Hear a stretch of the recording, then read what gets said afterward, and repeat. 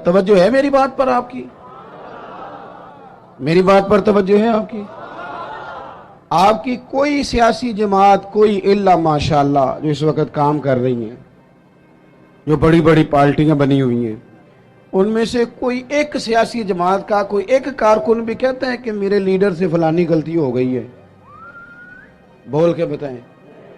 क्यों? ये फरिश्ते हैं? ये अपने आप को कानून के हवाले क्यों नहीं करते? वो कोई भी हो, किसी जमात का भी हो।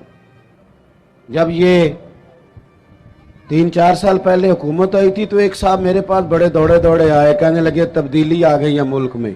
तो मैंने कहा नंबर प्लेटें बदलने से तो तब्दीली नहीं ना आती, इंजन तो सारा वही है, बंदे वही हैं, वो सिर्फ जमातों का लेबल बदल बदल के आ जाते हैं। क्या बात करते हैं आप? इस तरह भी कभी होता है? नहीं जी अब आ जाएगी। तो मैंने कहा ये नहीं आएगी, इसलिए कि वुजू करने के लिए निरा पानी होना शर्त नहीं, पाक पानी होना शर्त है। वुजू साफ पानी से होता है, इस तरह के पानियों से नहीं होता। बहरहाल आमदाम बरसरे मतलब मैं जो बात आपके सामने अर्ज करना चाहता हूं उस पर आप गौर फरमाएंगे कि कानून से बालातर अपने आप को न समझा जाए। हमसे अगर कभी कोई कमजोरी हो जाती है, किसी मकाम पर हम कोई गलती कर बैठते हैं, उसका एतराफ कर लेना, उसको मान जाना, उसको तस्लीम करना सीखें। हमारे घरों के अंदर जंग लगी हुई है इसलिए कि सास कहती है मैं तो गलती कर ही नहीं सकती। और अगर लोग हमारे यहाँ गलती का एतराफ करते भी हैं तो इतना जारहाना होता है कि वो लगता है गलती नहीं, वो तो डंडा चल रहा है। बहू कहती है अम्मा की सारी गलतियां मैं तो कर ही नहीं सकती। अपने आप को तस्लीम के कटहरे में लाएं, मानना सीखें। अगर किसी जगह आप महसूस करते हैं ना कि यहां मैं भी भूल गया था तो मान लें। बड़े बड़े लोग मान जाया करते थे, बड़े बड़े लोग थे जो रुजू कर लेते थे। तस्लीम करने का, मान लेने का मिजाज बनाएं। आपकी जरूरत है आप किसी बड़े आदमी को, ताकतवर को कह सकेंगे तू मान जा, तेरे अंदर ये कमजोरी है। कोई मानता है? हम मानते हैं? हाँ ना तो करो ना। गलतियां करते हैं कि नहीं? मानते हैं। फिर मैं ना एक दफा अपने इलाके में, मैं मोटरसाइकिल पे एक दोस्त के पीछे बैठा हुआ था,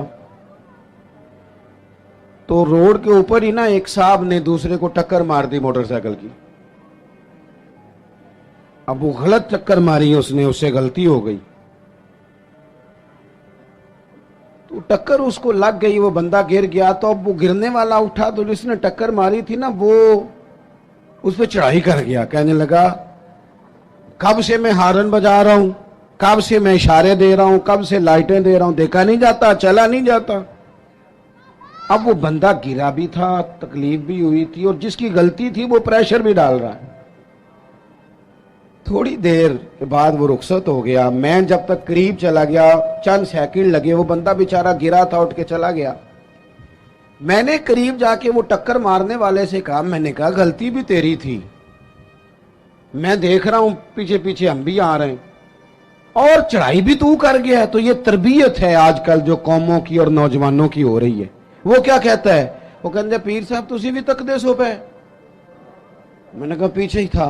कहने लगे गल तुहाडी ठीक है, गलती मेरी सी, पर जे मैं ना चढ़ाई करता तो उन्हें कर जानी सी।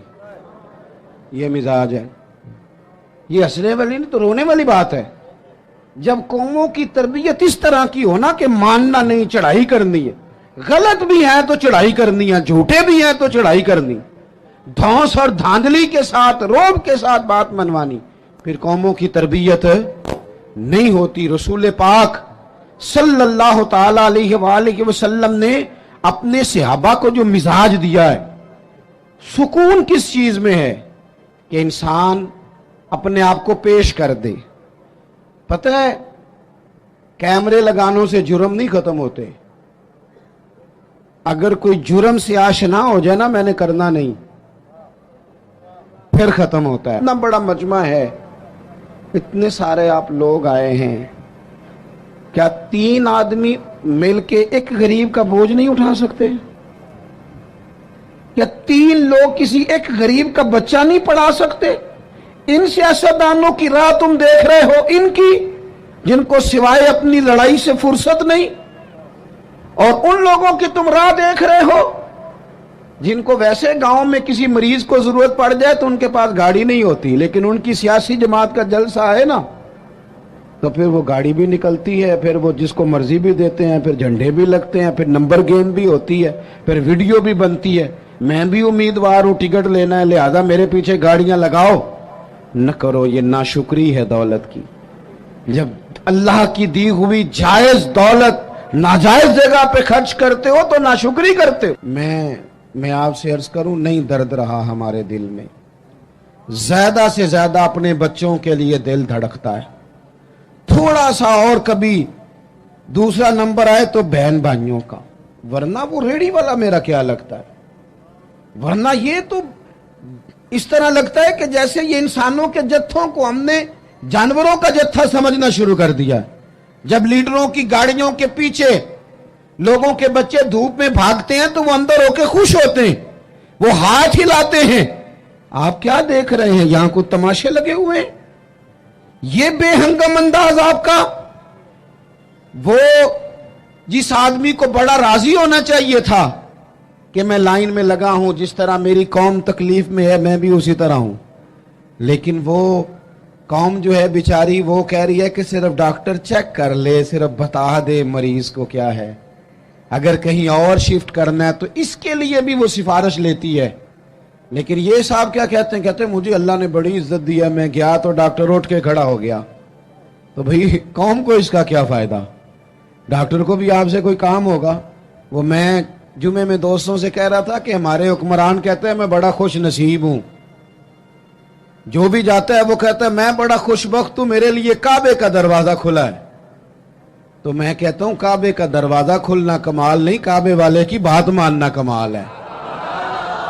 अगर काबे के अंदर जाना तुमने कमाल समझा है, वहां तो 360 बुत भी बड़ी देर रहे हैं, वहां जाना तुमने कमाल समझ लिया। ये देखो काबे वाले की बात मानी है, और जो तुम्हें काबे का दरवाजा खोल के देते हैं उनसे कहो चलो हमारे बेगुनाह कैदियों के लिए जेल के दरवाजे ही खोल दो, जो बेगुनाह है उनको ही छोड़ दो।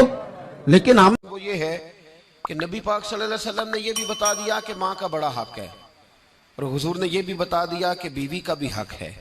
जो तुमने खुद खाना है उसे खिलाना है, जो खुद पहनना है उसे।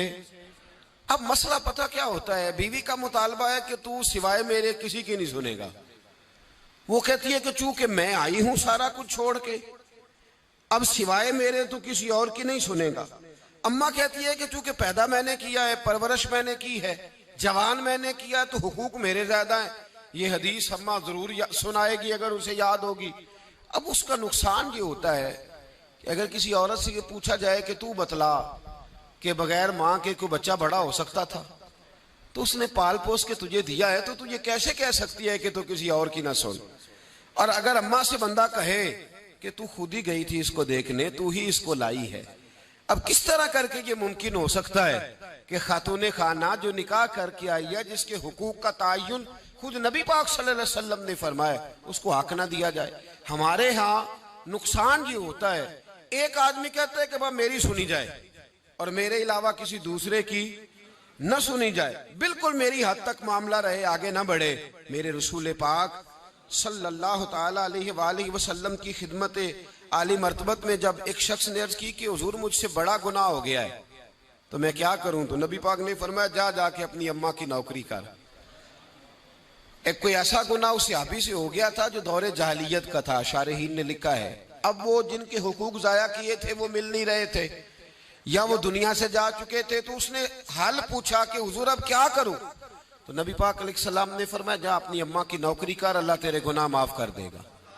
उस सहाबी ने फौरन कहा हुजूर मेरी तो अम्मा पर्दा कर गई, मेरी अम्मा तो विसाल कर गई। तो हुजूर ने एक नया हक बयान फरमाया, महबूब ने फरमाया जा जाके खाला की नौकरी कर, अल्लाह तेरे गुनाहों को माफ फरमा देगा।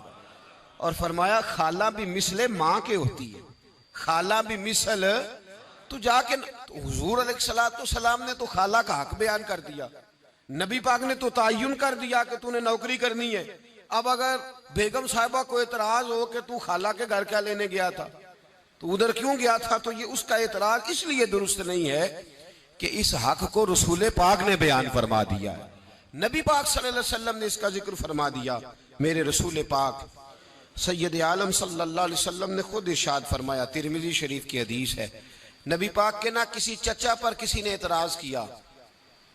तो जो है मेरी बात पर, अब यहां वजाहत नहीं है कि वो मुसलमानों में से थे या गैर मुस्लिमों से थे, लेकिन किसी ने हुजूर के किसी चचा पर, हमारा पता क्या हाल है, चाचा तो बड़ा दुश्मन होता है ना, तो उस पर तो इतराज करे तो ठंड पड़ती है माज़अल्लाह।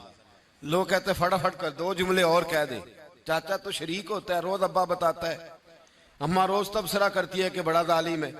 हुजूर के चचा पर किसी ने एतराज किया, ये तिरमिजी है। तो नबी पाक सल्लल्लाहु अलैहि वसल्लम ने फरमाया, खबरदार, अगर किसी ने मेरे चचा के बारे में मुझे अजियत दी तो उसने मुझे अजियत दी। और फरमाया, तुम्हें पता नहीं, चचा तो इस तरह होता है जिस तरह बाप होता है, इस तरह होता है जिस तरह। अब चचा के हक का तायुन किसने कर दिया? नबी पाक सल्लल्लाहु अलैहि वसल्लम ने। अब अगर कोई शख्स इस पर यह शिकवा करे कि ये तो एक और हक आ गया, तो किधर